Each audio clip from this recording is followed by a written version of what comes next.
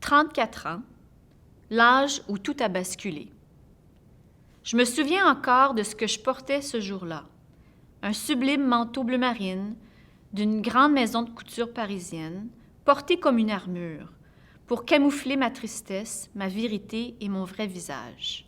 Mais elle, cette femme croisée par hasard sur un trottoir à Manhattan, a tout vu. Elle a senti mon désarroi et la souffrance qui se cachait à peine dans mon regard.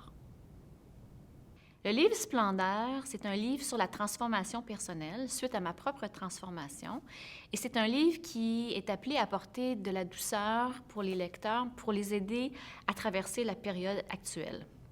J'ai voulu écrire ce livre-là pour plusieurs raisons. Premièrement, pour partager mon propre parcours de guérison personnelle, de grande transformation.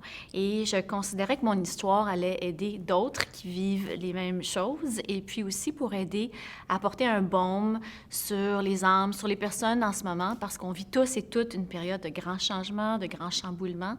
Et ce sont des conseils pour vous aider à traverser la période que l'on vit. Je suis passée d'être une avocate hyper stressée qui consommait 6 à 7 cafés par jour et qui se nourrissait de sucre à une auteure et ensuite à une conférencière et une coach spirituelle. J'ai développé des dons aussi de guérison avec mes mains. Alors, c'est une très grande transformation de l'avocate stressée de New York à la guérisseuse que je suis devenue. Oui, en fait, j'ai eu une rencontre très fort surprenante sur la rue de Manhattan, dans les rues de Manhattan. Je me suis fait arrêter par une voyante il y a environ 15 ans qui m'a dit de quitter ma carrière, mon travail et que si je ne changeais pas de vie, je ne serais jamais heureuse et que j'aurais toujours un très grand stress dans ma vie. Alors, cette femme-là m'a mis sur le droit chemin. Elle m'a dit de commencer à écrire et c'était comme un ange de passage dans ma vie et j'espère pouvoir servir de guide pour les autres aujourd'hui.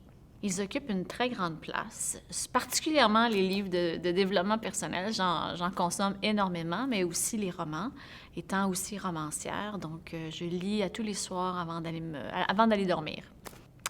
À une personne qui est en détresse, une personne qui est incertaine de l'avenir, une personne qui se pose beaucoup de questions sur sa vie, soit personnelle ou professionnelle, une personne qui est anxieuse face à l'argent, face à sa santé aussi.